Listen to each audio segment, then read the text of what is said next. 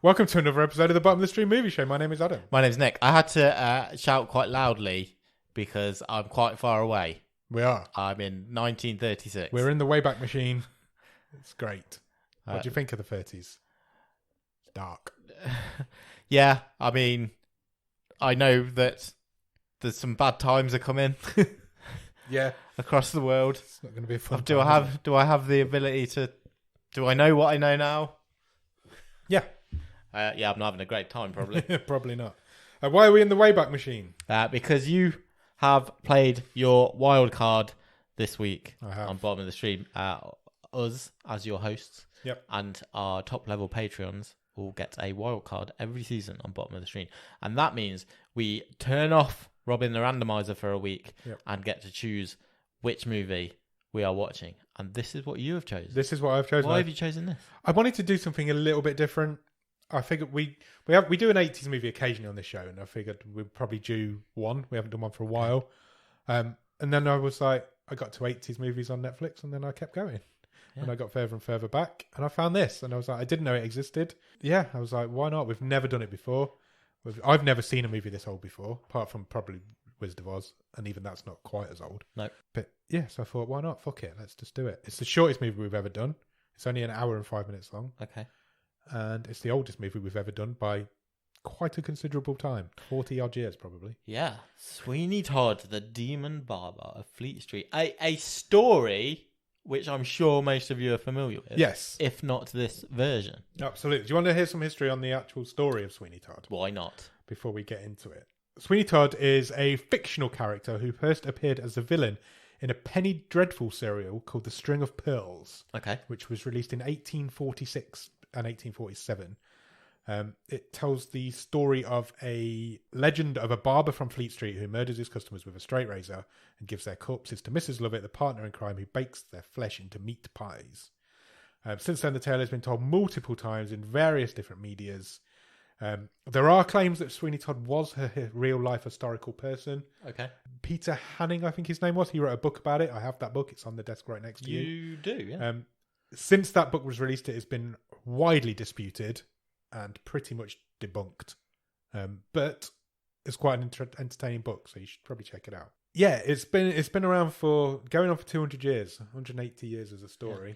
So, and it's been told numerous times. Yes, I mean, look, there's a very famous musical. Yeah. There's a film version of that. Yes. It might have been the last time Tim Burton did anything halfway decent.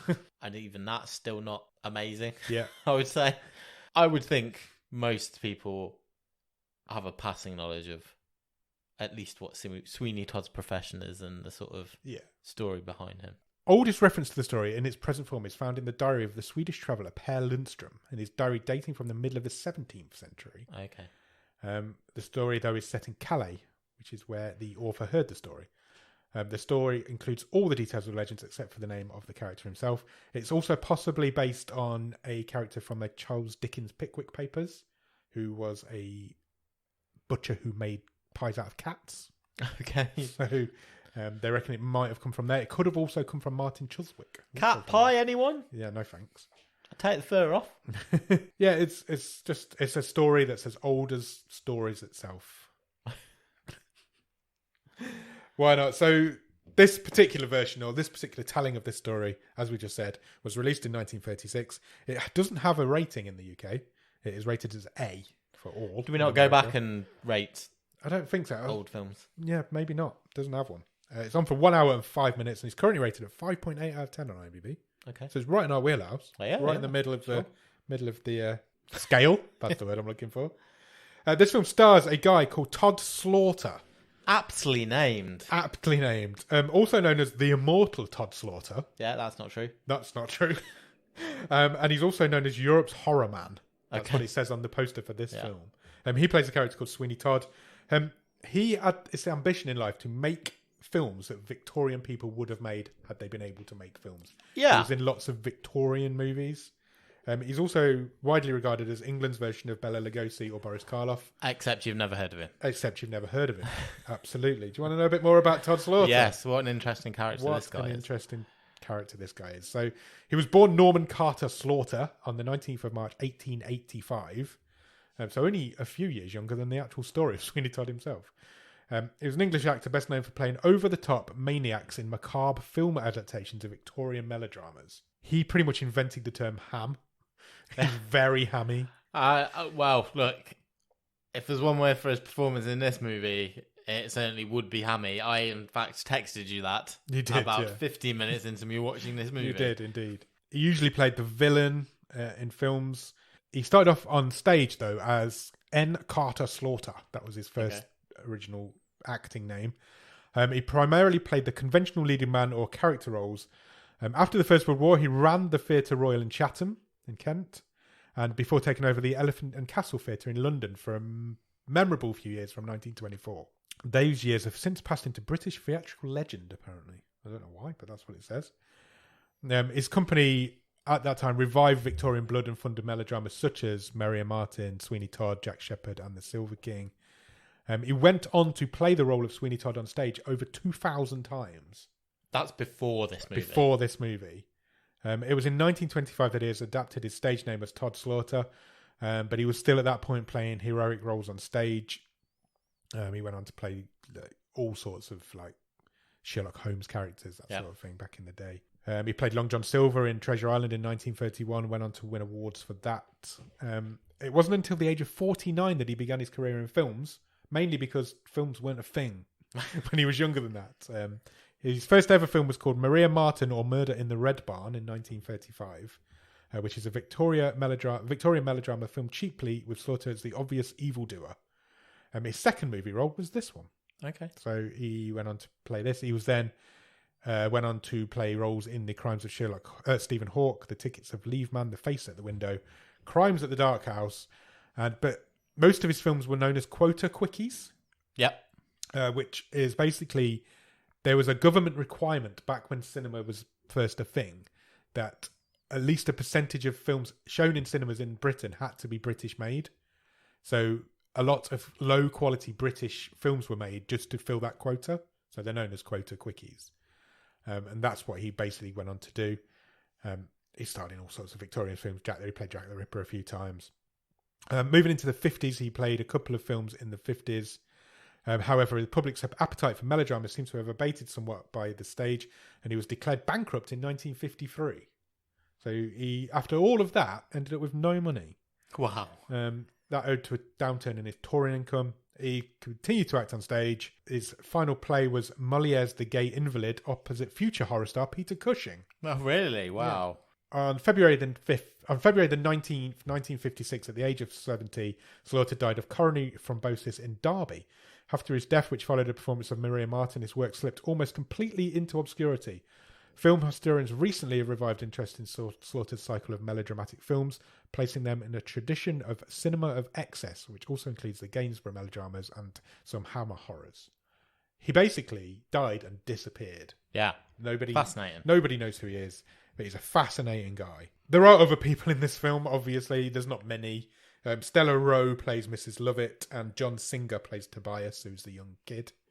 They're the only three people that have really got any presence on IMDb. There's nothing about anybody else in it, really. I've got a good fact about one other cast member. Go for it. I may wait until she turns up in the film. Okay.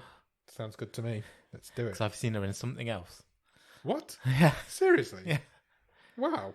Something else from 1992. What? Yeah, exactly. There's a tease. Wow, there is a tease. Okay. It was directed by a guy called George King. He made loads of this type of film. Again, he was making those quota quickies. He was just churning films out left, right and centre. It's interesting that we've recently interviewed a man who loves making Victorian movies. And now we're doing an original Victorian movie. Written by Frederick Hayward and H.F. Maltby. That's all my facts on this film. Good names. Thank you.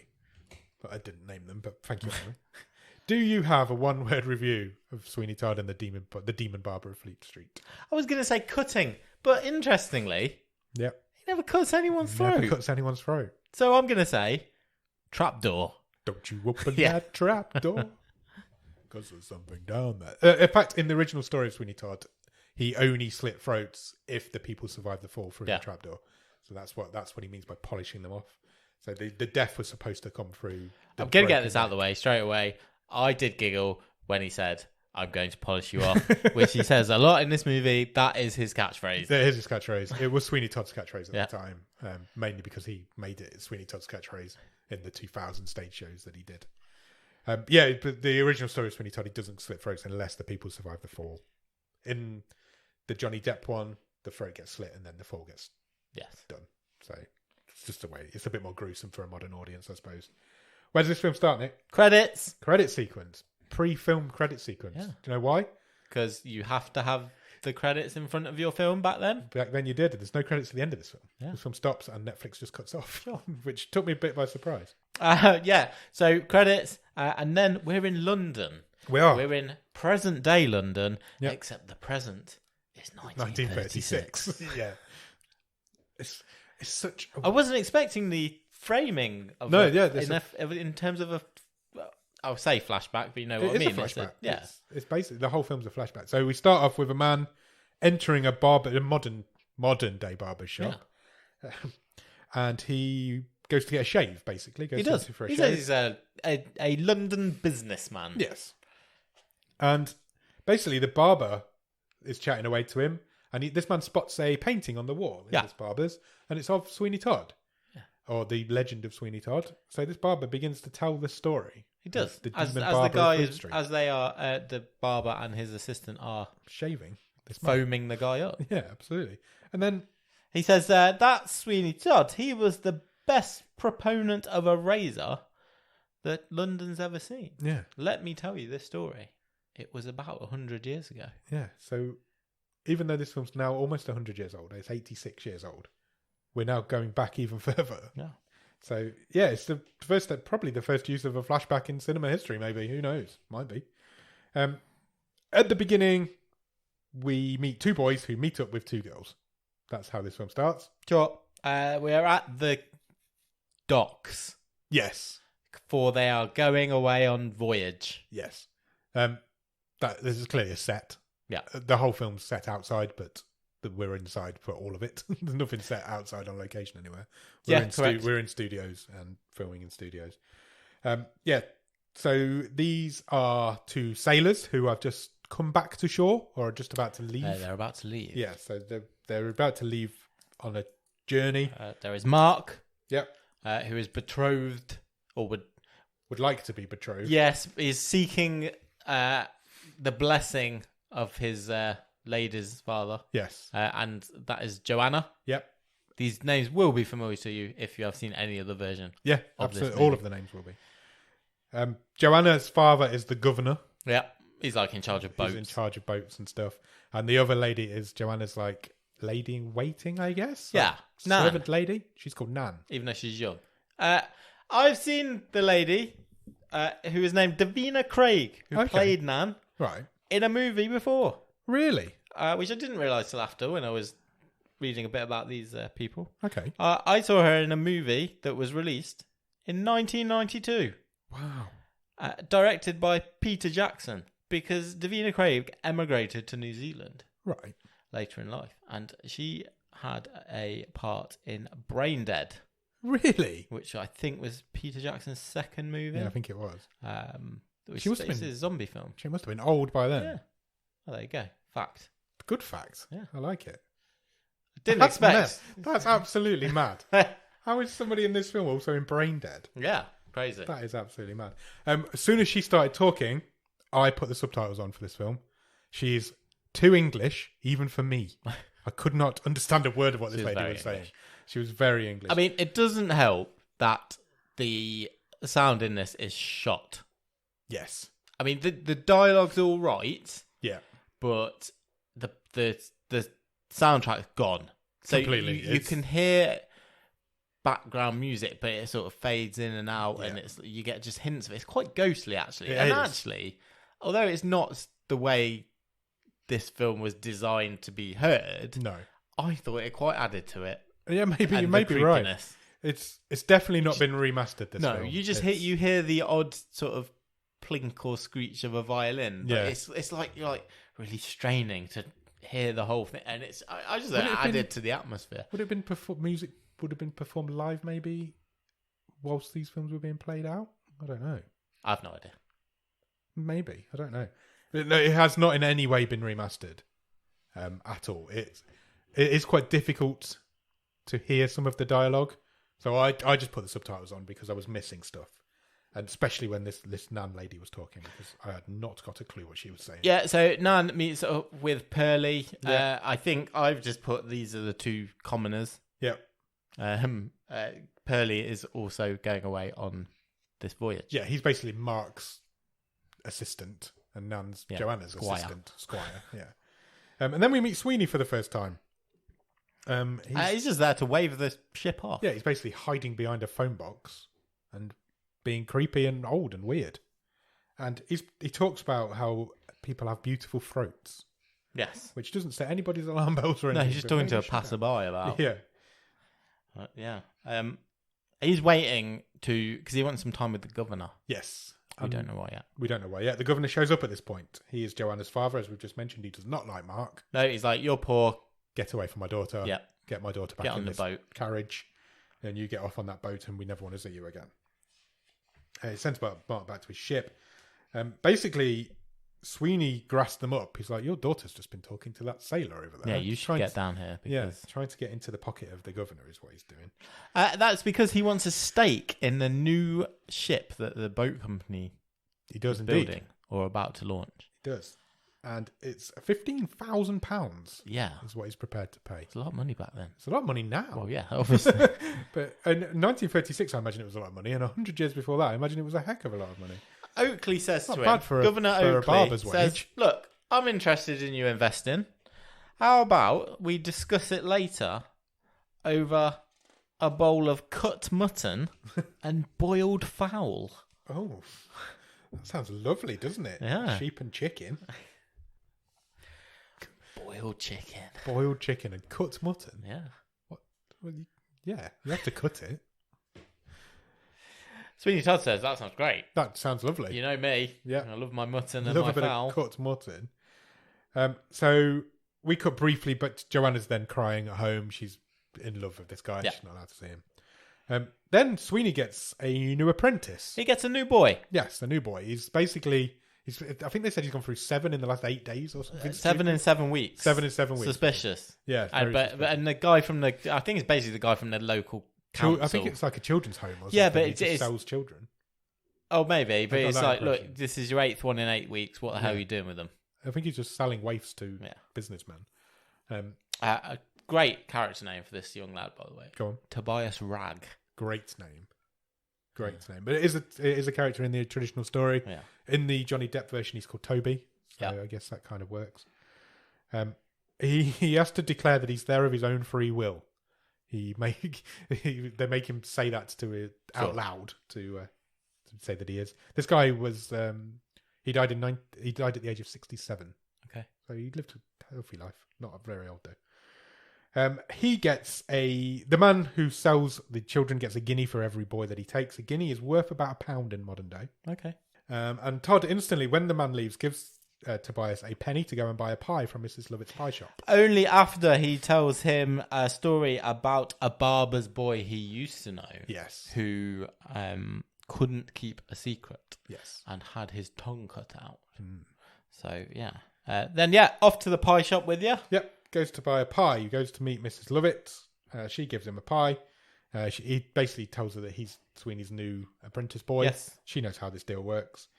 Whilst the boy is down buying his pie or up buying his pie. Oh, he's eating it. He's supposed to be eating it and not coming back for a while. Yeah. So she goes down into a tunnel, basically. That is a shared basement. Yes. The two shops have a shared basement. Up the stairs, and she's in the barber shop. Yes, she is indeed. And she does not like Sweeney Todd. They kind of vaguely blackmail each other. Yeah. She's like, I could ruin you. Yeah, and he's like, well, I could ruin you. Yeah. That's why we're in this relationship. She said, I could hang you, Sweeney Todd. Yeah. That was one of her lines. It's interesting She's like, don't squander our money. Yeah. It's interesting that in the early telling of the Sweeney Todd stories, these two were enemies. And as the stories evolved over the years, they become lovers. Yeah. And they're actually lovers in the more recent tellings of this story. This is already clearly a well-established scheme that they have going on. Yeah. We're not joining it at its start, that's for sure. Going into this story of Sweeney Todd, do you find Mrs. Lovett a bit more monstrous than Sweeney Todd himself? For the fact that she's doing the butchery, cutting and cutting and willingly selling these body parts to passers-by. I mean, if we're point scoring, yeah, I guess. I think she's a bit more monstrous. I don't know why. Because you're not doing the killing. Yeah, but she's almost a bit sympathetic as a character. People kind of feel for her a little bit more. And I think she's possibly a little bit worse. Yeah, they have a bit of an argument. She threatens to expose him. She says, I could get you hung. Tobias walks back in. Yes. And he's like, what the fuck? You were just next door. He was very confused about how she managed to get there before him. Sweeney then says, look, what the fuck have you come back here for? You're far too early. I'll cut your tongue off, you little brat. He's not nice to Tobias at all. We then cut back to Joanna. She's getting dressed up. She's getting ready for dinner.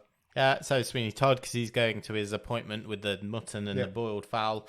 And we hear Joanna say that Sweeney Todd is a pig. Yeah, she doesn't like I don't know why he's coming over. Yeah. Meanwhile, that guy's bad news. Yeah. Meanwhile, the governor is getting an update on the cost of this new ship from his, I guess, business partner or secretary. The cost of the ship is too high. They need another £9,000. Yeah. Sweeney's prepared to invest 15. Sweeney's the governor's new best friend. Joanna enters the room. Dinner's then ready. And we all sit down and have some dinner together. Yeah. And then we suddenly cut to the next morning. Yeah. That's the end of that day. Yeah. There's no character development over dinner or... No. Sweeney Todd is then greeting new arrivals at the dock. A ship has docked. And he is greeting people. He's basically trying to entice them into his shop. It really made me laugh several times in this movie. Basically, every time Sweeney Todd procures a victim, the victim literally walks off the boat and goes, "Oh, I am home, and boy, am I a rich man. my pockets are full of guineas or pearls or literally precious stones." This guy gets his pearls out and he's like grotty, Victorian London full of ne'er-do-wells, and there's all these stupid rich guys going, "I'm rich." Yeah.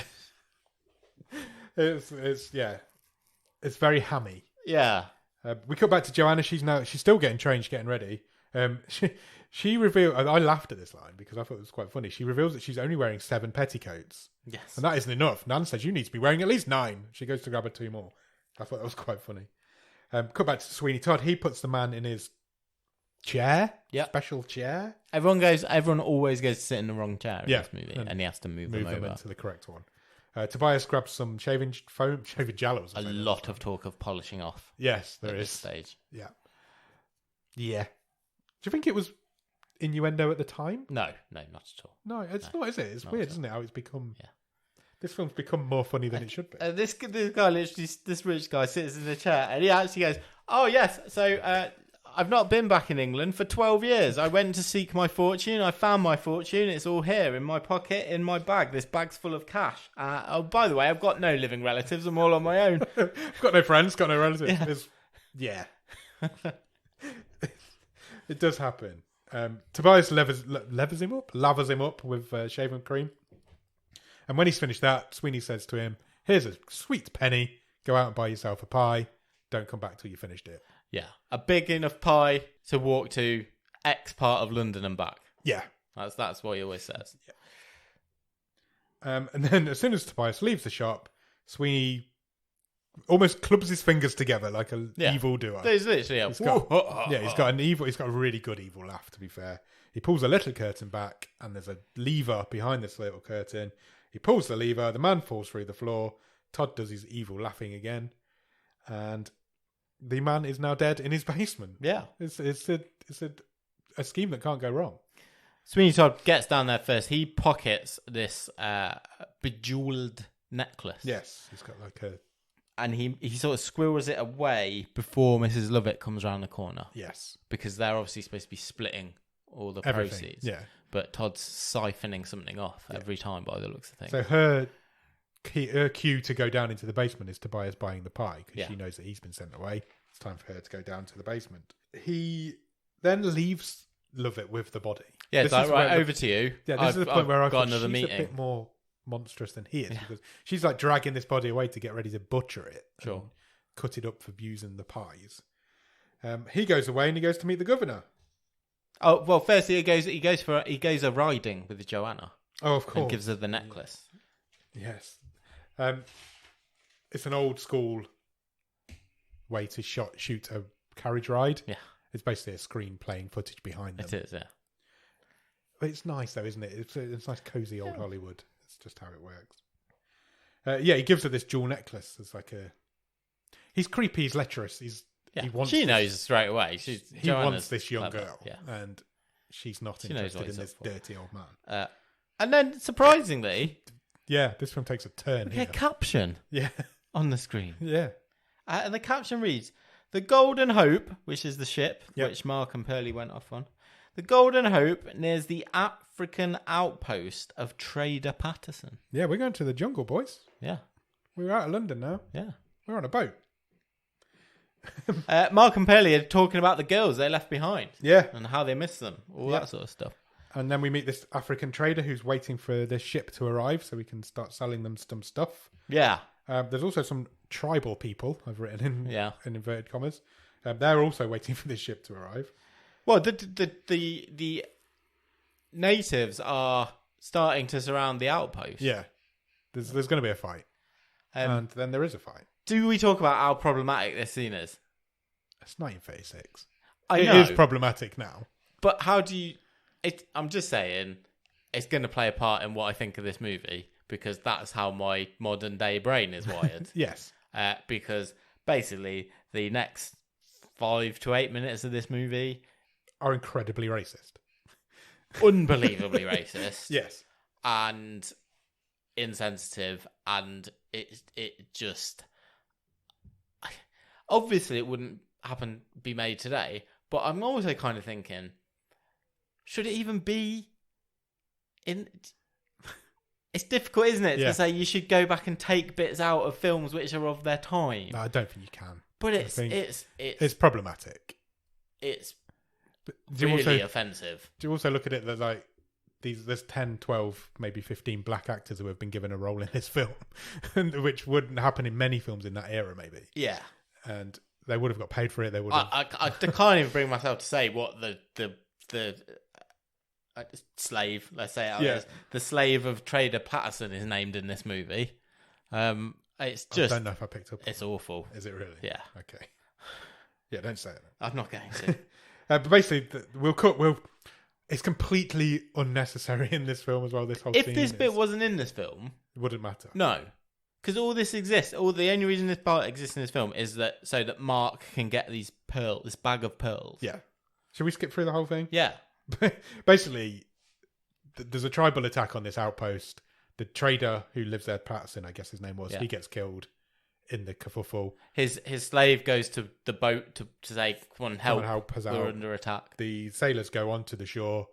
The man dies. He gives Mark a bag full of pearls. Yeah, the sailors fight off the natives. Yeah, he gives Mark a bag full of pearls and tells him where he wants to be buried. Yeah, on the island, whichever island they're on. When Patterson got shot by the arrow, that was hilarious as well. Yeah, it really was. It was really bad acting. Yeah, and when one of them gets speared as well, that was quite bad. Sweeney Todd, meanwhile, also in the fight, the Golden Hope's captain dies. Yes. There's 2 deaths. It's Trader Patterson and the captain of the ship. He's the one who gets speared, isn't he? The captain. So Mark is now acting captain. Ipso facto captain. And he's also got a massive bag of pills. Yeah, so this poor man that the governor did not want his daughter hanging around with is now a man who runs a ship and has a bag of pills. Yes. He's a rich pirate. Pirate? Sailor. He's not a pirate. Meanwhile, we go back to Sweeney Todd. He's not happy that Joanna is not interested in him. The deal's stalled. Yeah. He kind of says to the governor, look, we've been talking about this for ages. Yeah. When am I getting some profit, basically? Yeah. And he basically blackmails the governor into giving him his daughter. Yeah, he says if you're running into financial troubles, he says if you can't return my or give me a return on my investment, I'll just take the whole ship. Yeah. And that would bankrupt the governor, which can't happen. So, but he's like, he gives him an ultimatum, doesn't he? He's like, because the governor laughs it off to start with, because he says, I want your daughter. Yeah. And he's like, but you're so much older. And he kind of laughs it off. And then Todd blackmails him. Yeah, he says, make your daughter marry me. Yeah. And I'll consider our debt paid. Yeah. To be fair. The governor, though, is not up for it. No, and to be fair, I was quite surprised that this wasn't just formulaic, because after Todd leaves, Joanna comes in and talks to her father, and he's clearly worried, and she says, "What's wrong?" He says, "Oh, I'm in debt, it's going to bankrupt the company, I owe Todd money," but he doesn't sell her out. No. Because I was like, he's just going to say, the only way out of this is if you marry him. Nope. He's a good dad. He's not having it. He doesn't mention it to her. You maybe get the impression that he knows who Sweeney Todd is and what he's doing. Yeah. But, he's not. It seems to be like an open secret. He's not letting his daughter anywhere near her. Like he works for the BBC. Sorry. When the next time we see Sweeney Todd is when Mrs. Lovett comes in and catches him dyeing his hair, which I presume is because he's just been told he's too old. Yeah, I guess so. Because it just was like, why is he dyeing his hair? But he is dyeing his hair. Because doesn't she say like, you don't look a day older than her father? Yes, she does say that. Quite a good line. Because news has travelled that he is into Joanna. Yeah. Mrs. Lovett is fully aware of this and he's going to use it against him. Meanwhile, Tobias brings news. Tobias comes back to the shop and brings news that the Golden Hope is back. Yeah, it's approaching London. Yes. So you need to get down there to get some new custom. And we do. Todd goes down there and he immediately approaches Mark. Yeah. Because Mark is in charge and he convinces him that he needs a haircut. He says, look, you good, welcome back. Captain like you, are you off to see your lady friend? Yeah. Well, come and sharpen up at mine. I'll polish you off. Obviously, Todd knows who Mark is. He knows he's Joanna's love interest in this film. And he knows that he wants him to sit in his chair. Joanna also then gets word that the ship is back. Yeah, Nan tells her. Her and Nan have a bit of she says, by the way, your boyfriend's rich. Yeah, and he has survived, which they're both happy about. And also Pearlie has survived, which is Nan's love interest. So they're quite happy. They have a bit of a dance around, don't they? Yeah. Their boys are back in town. Meanwhile, Sweeney gets Mark into his chair. But Mrs. Lovett knows what he's up to here. She's creeping around already. She's already downstairs. Down in the basement. She knows why Mark's in that chair. She knows he's not. Yeah. She doesn't think he's rich. And she's suspicious because she said it earlier that Sweeney is like siphoning off part of the funds. And she knows that he's hot on Joanna, who is Mark's. So Tobias lathers him up again to get his shave ready, and then Sweeney sends him away again. We know how this works. And surprisingly to everybody, I think, he drops him with the lead. He pulls the lever. I didn't think it was going to happen. I didn't think it was going to happen. And he drops him through the hatch. As soon as he hits the ground, Mrs. Lovett moves the body out of the way. Yes, she does. So when Sweeney comes down, he obviously assumes that Sweeney's already took the pills. Yes, he has before he drops the chair. Sweeney comes down and assumes obviously that Mark's survived this fall. Yeah. And has got away somehow. So he starts freaking out a little bit. Yeah, because Lovett says, have you checked the secret passage? Yes. Because there's a convenient secret passage. Tobias then comes back. I don't know, because Mrs. Lovett's shop's closed. Yeah. Because obviously she's down in the cellar. He comes back, he's like, I can't get a pie. Todd Slaughter twats him in the face. Literally hits that kid. There's no way that's a fake movie screen hit. He beats the shit out of him. He smacks him, he goes down, then he kicks him back out again. Todd is then... He's starting to panic a bit now. He can't he's really find confused his victim. about where this body is. Mrs. Lovett says she's not seen it. She has no idea what's going on. So Sweeney goes to investigate. There's a hidden alleyway out of the basement. So he goes down there to investigate. He can't find anything. We find out that Mrs. Lovett has hidden Mark in a crate. Yes. In the basement. Todd comes back. He hasn't found anything. We find out at this point that Mark survives the drop. Yeah. Mark is still alive. Kind of starting to come round. Yeah. And Mrs. Lovett says, "Stay there. I will help until you. I can sneak you out come later back on. and I will help you when it's dark." Yeah. Later, he just turns up at Joanna's door. Yeah, so he escapes off camera, Yeah. or is helped off camera. Yeah, he's just there. He's just at Joanna's window. He's absolutely fine. He has no ill effects from this thing that kills everybody else. He's not got his pearls. He hasn't got his pearls, but he also is alive. Yes, true. Which this drop kills everybody else that we know of, but he is alive and doesn't seem to have any ill effects. He goes to Joanna's bedroom window door to try and sneak into her bedroom, which is, I imagine, quite... He tells her what's happened. Gives her the full story. I'm going to get even with this guy. I was rich when I got back off the ship. I've been robbed. I am now poor again. Yeah. And she's like, oh, for fuck's sake. But Mark says, I will bring Sweeney Todd down. Then they do a very unconvincing screen kiss, where they basically kiss each other's ears. Yeah. And then he leaves.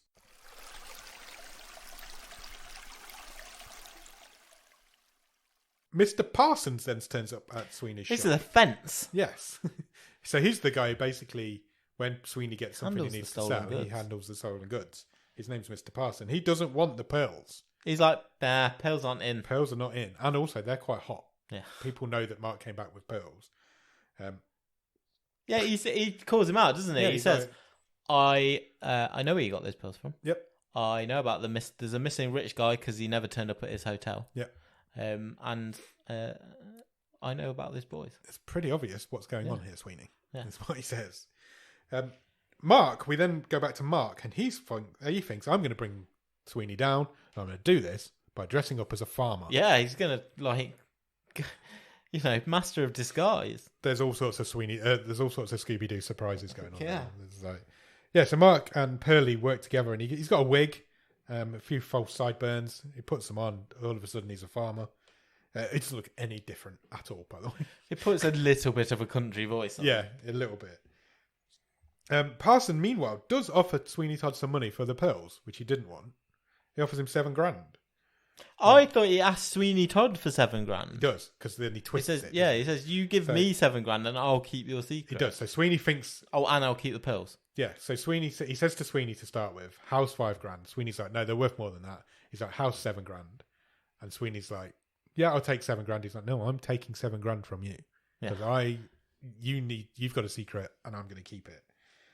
I've got all the evidence I need to bring you down and I'm going to blackmail you. So give me $7,000. And Sweeney says, fine, I'll go and get you $7,000. Have a seat in my chair. As if Mr. Parsons doesn't know everything that's going on.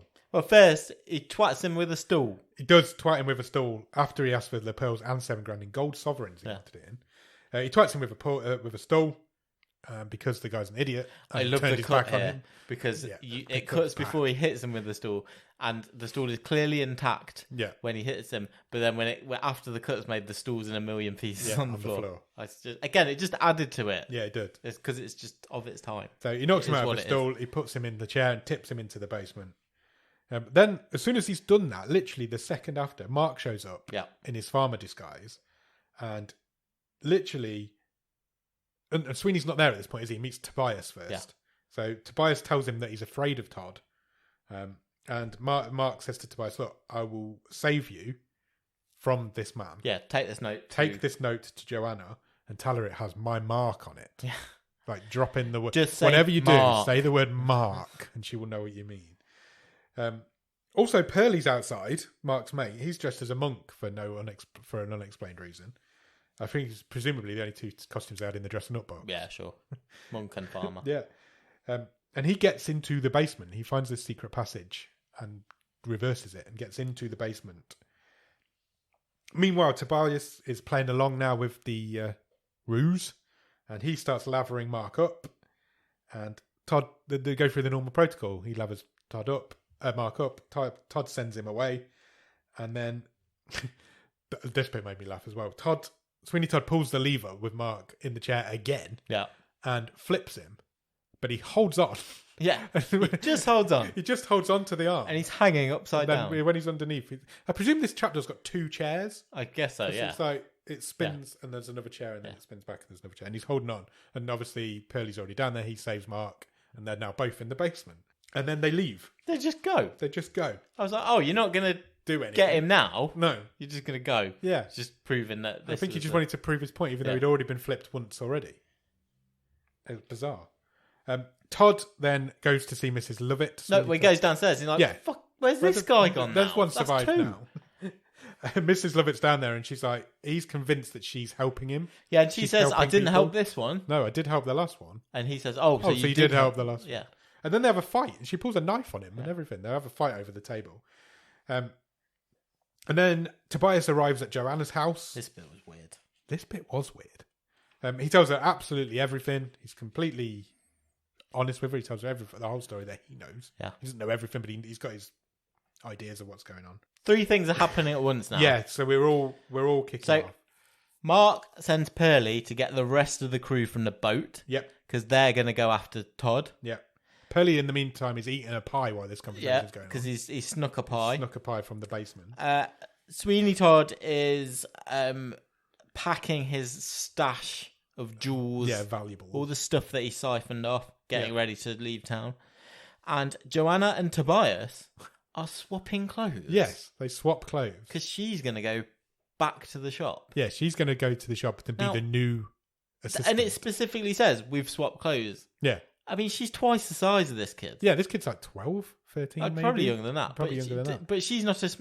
It sounds like she's big. She's not a big, small woman. but she's not a child. She's an adult. Yeah. He's a child. This kid is a child. There's no way she could fit in his clothes. No, but she fits perfectly in his clothes. But her clothes are far too big for him. Yeah. So he's running around in this massive dress. Yeah. It was just really weird. It was really weird. Why is this happening?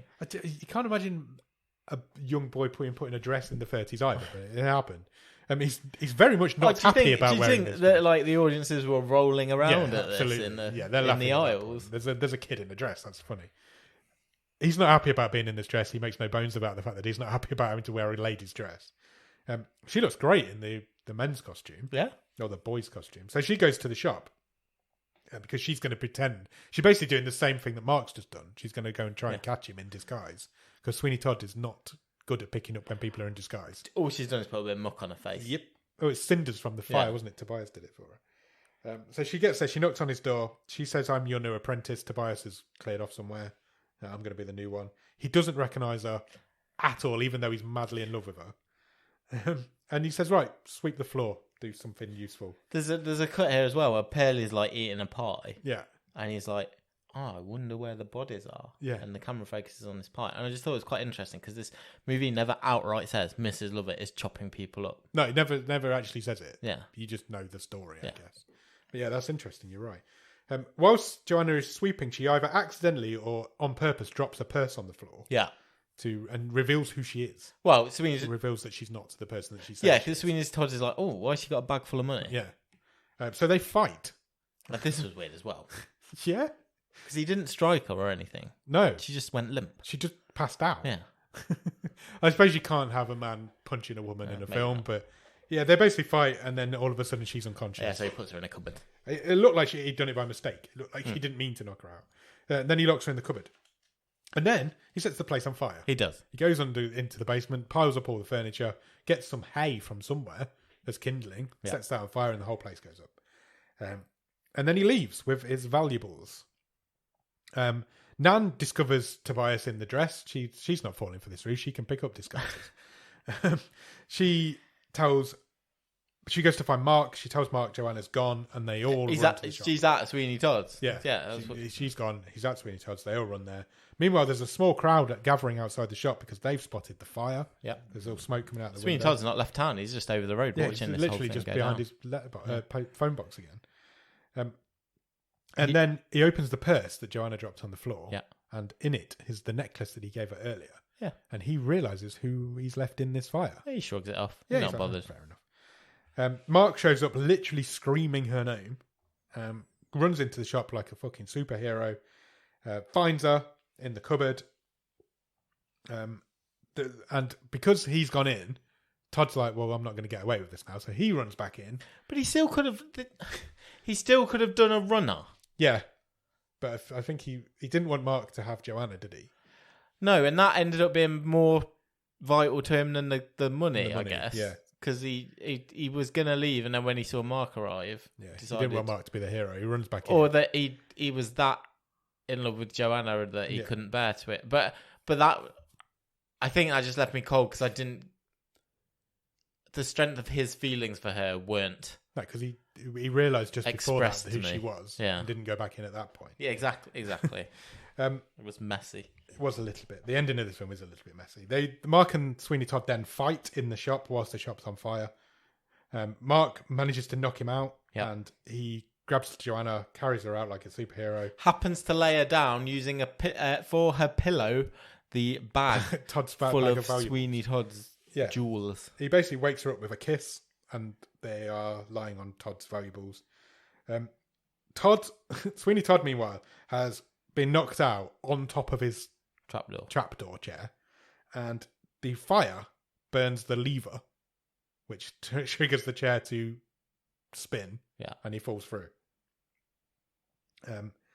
Presumably to his death, although we do not see a body. We don't know that, but the basement is massively on fire. Yes, it is very much and on he fire. falls into that basement. And we basically get a screen full of flame. Yeah. And then we cut back to the modern day, 1936. Yeah, I forgot about that. Yeah, we forgot that this is a flashback from a film. The barber's basically finishing up telling his story. He has terrified this man that he's telling this story. Yeah, because all the while the barber's telling his story and he's sharpening his blade. And the man runs away. And as he runs out of the shop, who should he run into? A man selling pies. Yeah. And then the film ends. Yep. That's it. That's your story. Yeah, that's it.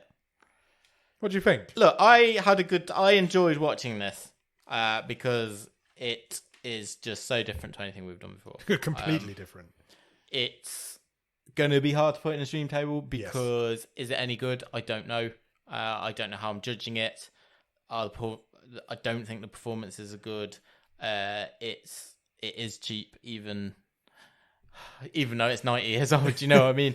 You are seeing sets wobble. It was it would have been cheap even at the time. It was made as a cheap movie. But it was one of these quota quickies to. There is an element of charm to it. Yeah. Because it's so hammy. It's so hammy. Todd Slaughter is the definition of ham in the dictionary. I think you can tell this guy is a stage actor because he is playing to the cheap seats. Yeah, absolutely. 100%. That's what this performance is. Yeah. And no one else is in this movie. And it's really odd juxtaposition. He really shows up everybody else. He's in a different movie. He's in a different movie to everybody else. He's acting in a very different style to everybody else is doing. This is his one-man show. But it kind of works. Happen to be there. It does work. I don't know if it's any good. I suspect it's not. But I kind of enjoyed it. I really enjoyed it. It isn't good. I mean, but I don't think it was ever intended to be good. Yeah. I think it was always intended. Even back in 1936. Is it a bottom of the stream movie from 1936? Even upon its release? Well, I've forgotten to give you a fact that I found out at the beginning of the film, so I'm going to give it you now. This film is one of over 200 titles in the list of independent feature films made available for television presentation by Advanced Television Pictures, announced in the Motion Picture Herald on the 4th of April 1942. So basically, when TV was invented, somebody goes, we could probably put films on TV. Here's a list of 200 films that could go on TV. This was one of those films. Okay. That procedure, that plan, was completely cut off by the Second World War.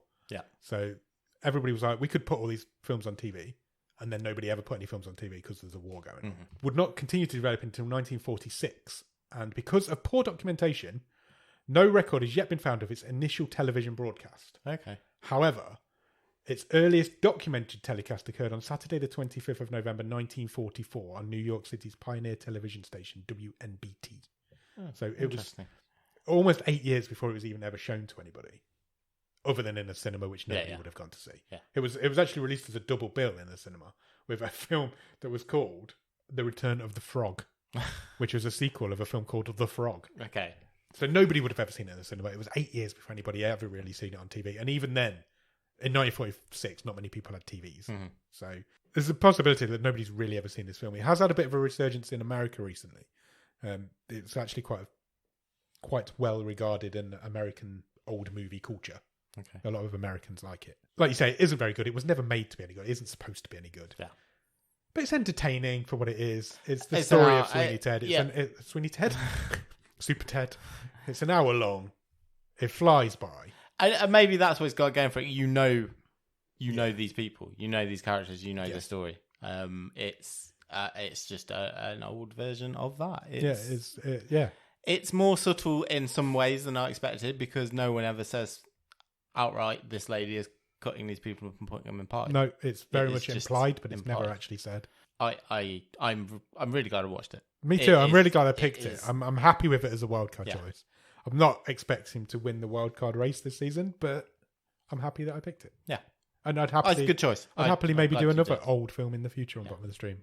There are other old films on Netflix. There just needs to have been a lot added lately, actually. I believe they've done a deal with some... there's a lot of old Scandinavian movies. Yes, there is. I think they've done a deal with a... I think it's a Swedish production company. Yeah. But yeah, look, this is a great change of pace, I've got to say. What's the best thing about it? That's a good question. Todd Slaughter. Finding Todd Slaughter. He is the most memorable thing about this. Yes. Yeah. He's in, like I say, he's in a different movie. He knew that role back to front. You could tell he'd done it 2,000 times on stage. Yeah. He knows that character. He is that character. He looks like Sweeney Todd. That book that I mentioned earlier, the Sweeney Todd might be a true person, is dedicated to Todd Slaughter. Yeah. And there's a whole section about him in it. Yeah. He is Sweeney Todd. He personifies that role. I think he's the best thing about it. What would you change about it? I think that's obvious. I think you cut out that whole jungle sequence. Does not fly for me. No. That I'd cut that whole sequence out and maybe show him murdering a couple more people. You only actually see him murder one person. Yeah, because but Captain Mark could have found those pearls in any number of ways. Yeah, could have dug them up. He could just tell the story of what happened. The trader could have still just died because he was an old dude. Yeah, just tell the story of what happened. You don't need to show it. It looked really cheap, that section as well. Yeah. It didn't look. You could tell we weren't in Africa. You could tell they weren't even on a ship. I thought it also really interrupted the flow. Putting that did, caption, I was like, "What? I didn't care." Yeah, I didn't care. Yeah, I didn't want it was to almost go like these a people. byproduct of a silent movie era. That was. It was how it was suddenly telling you where we were. Yeah, he cut that whole sequence out and just give us a few more. He never cuts anybody's throat in the whole film. No, he never. What happens to Miss Lovett? What happens to Mrs. Lovett? You don't know. He never tells you. He talks about polishing people off, but never actually does it. He only kills one person. Yeah. I think. Give me a few more murders, make it a bit more grisly. We need to talk Stream Table now. Yep. We've been putting it off, but we need to do it. Yeah, let's do it.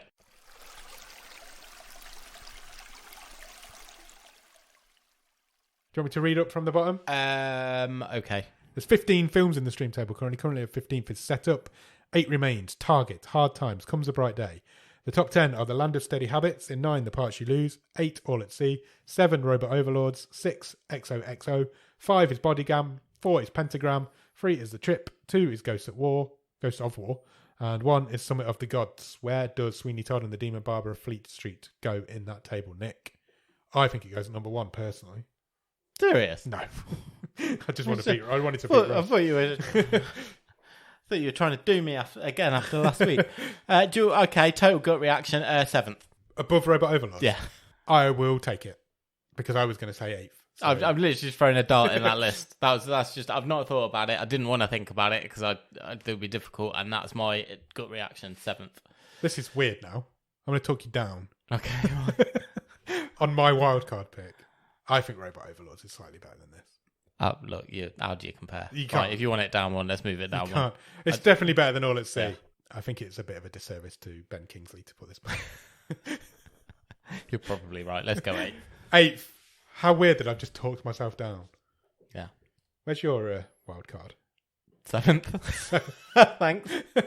Okay, that's fine. Where are the rest of the wild cards? Was Sam's The Trip? Yes, it was. And Ross's was Summit of the Gods. We've just got Jordan's to play. Yeah.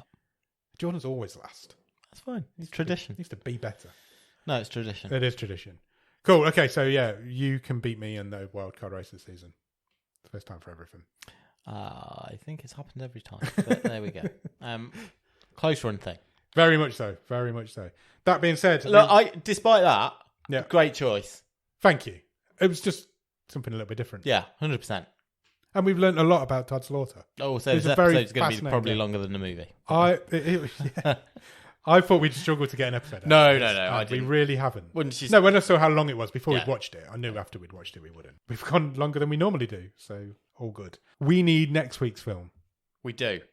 Shall we get Robin out? Let's do it. Robin is in the room. He's going to pick us a film. Are you ready? Go for it, Robin. It has picked a film called The CEO. Okay. Any ideas? None whatsoever. Okay, let me look it up on IMDb. CEO is described as a drama mystery thriller. I like a drama mystery thriller. Favorite type. It's from 2016. It runs for an hour and 45 minutes and is not in the English language. Okay, where are we going? We, unbelievably, are going to Nigeria. Oh, amazing. This is a Nigerian film. I'm already excited. According to this, the languages spoken in this film are English, French, Arabic, Yoruba, Swahili, and Chinese. Brilliant. So there's all sorts of shit going on. So hopefully it's got multicultural. It's got a dub first. No, we're in now. Fuck's sake, man. Do you want a synopsis? Yes. 5 top-level staff of a company are selected for a retreat where the new CEO of the global company will be chosen. What starts off as cordial soon goes sour as they attempt to outdo one another to be named the CEO. Okay, I'm on board. This sounds like fun. It does. It's 5.7 on IMDb. Only has 122 ratings, though. Wow. Okay. Excited? Yeah, very. Let's go and watch it then. So we're going to go and watch The CEO. In the meantime, check us out on Instagram, Twitter, and Letterboxd at BOTS_podcast. If you want to drop us an email, our email address is bottomofthestream@gmail.com. Or you can visit our website, bottomofthestream.com. On the website, you will find every episode we've ever recorded, all 6 season stream tables, loads of other cool stuff, and you can even get some merch if you want to buy a Bottom of the Stream flip-flop. Flip-flop, just one. Yeah, just a flip. Just a flip, no flops. Yeah. We don't sell flops. Well, although we only do flops. This is what we do here. After you've done all that, head over to Patreon, patreon.com/bottomofthestream. On there for a couple of quid every month, you will get early access to episodes. You will get bonus episodes. You will get a newsletter that Nick writes every month. And if you come in at the top level, you can do what I've just done and play a wild card, which means you get to pick the film that we watch. And then when you've done all of that, head into Discord. Discord is a group of wonderful film-loving people who will chat to you, talk to you, play games with you, watch films with you, do everything you want. You can have join this nice little community where we do watch-alongs and all sorts of cool stuff. Yeah. The Discord link will be in the bottom of the show notes. Come and find us there. It's good time. We need to organise the next watch-along. We need to get Robert 2 done. Okay. We'll sort that out. If you can spare a few minutes, please consider leaving us a review anywhere you can review or rate podcasts. We are on Spotify, Apple Podcasts, Podchaser, Podbean, Cephalopod, iHeartRadio. Cephalopod's been closed for ages. Don't try and find us. Pandora, all the places you can get podcasts. We are on those places. Come find us. Let's have more fun. Do it. And then when you've done that, go out and watch The CEO. And we'll be back on Monday for The Wave and next Thursday for The Movie Show. Cheers. Bye.